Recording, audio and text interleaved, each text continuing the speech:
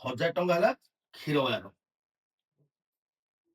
200 ଟଙ୍କା ହେଲା, 200 ନୁହଁ 180 ଟଙ୍କା ପେପର ବାଲା, 20 ଟଙ୍କା ମତେ ଫେରେଇବ, ବୁଝିପାରିଲ ତ?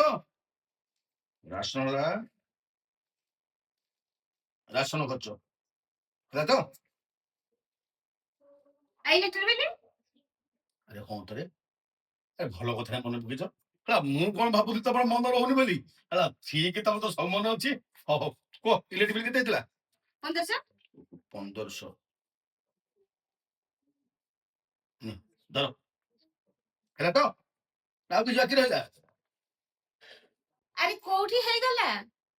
ଆରେ ପୁଣି ଆଉ କଣ ରହିଲା? ପଇସା। ତମ ପଇସା? ଆରେ ତମର କୋଉଥିପାଇଁ ପଇସା?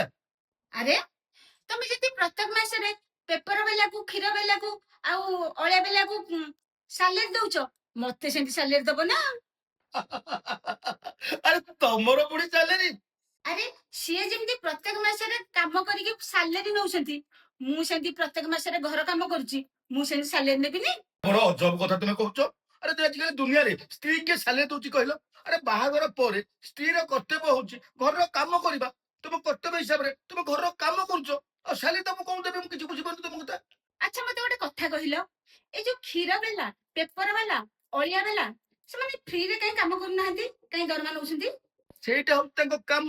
ଆରେ ସେଇ କାମ କଲେ ସେ ଦରମା ପାଇବେ, ଆଉ ସେଇ ଦରମା ପାଇଲେ ସେ ଦରମା ନେଇକି ତାଙ୍କ ପରିବାର ପୋଷିବେ, ତାଙ୍କ ଗୁଜୁରାଣ ମେଣ୍ଟେଇବେ।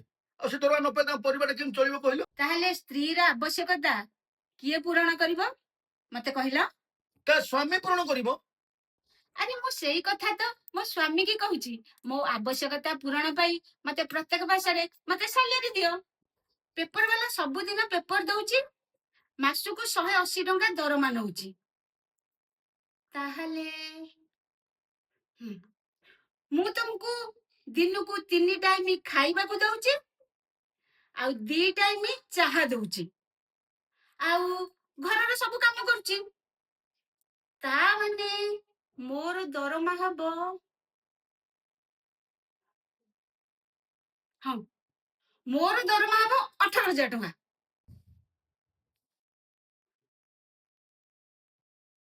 18,000 ଟଙ୍କା? ଆରେ ଆଉ ନୁହେଁ ତ କଣ? ଆରେ ମୁଁ ସେମାନଙ୍କଠୁ ଅଧିକ କାମ କରୁଛି, ତାହେଲେ ମୋର ଅଧିକ ଦରମା ହେବା କଥା। ମୋର 18,000 ଟଙ୍କା, ମତେ 18,000 ଟଙ୍କା ଦେଇଦିଅ। ଦିଅ ପରା କହୁଛି, ମତେ 18,000 ଟଙ୍କା ଦେଲ ମତେ। ଭଗବାନ, ଦିଅ ଦିଅ ମତେ ଦିଅ ଦିଅ। କଣ ଯେ କହିବ? ଦେଲ ବେগে ଦେଲ। ଆରେ ଗଣୁଛ କଣ? ଆରେ ଦବ ତ ପଇସା, ଗଣୁଛ। ଆରେ ରହି ରହି 100-200 ଅଧିକ ହେଇଥିବ, ଆଉ କଣ ହେଇଗଲା? ଆରେ ଅଧିକ ପଇସା ଅଛି ସେଥିରେ। ଅଧିକ ପଇସା ହେଲେ ତମ ସ୍ତ୍ରୀ ନଉଛି, ଆଉ କିଏ ନଉଛି କି?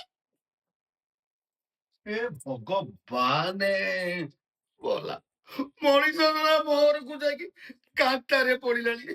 ଭଗବାନ, 18,000 ଟଙ୍କା ଗଲା।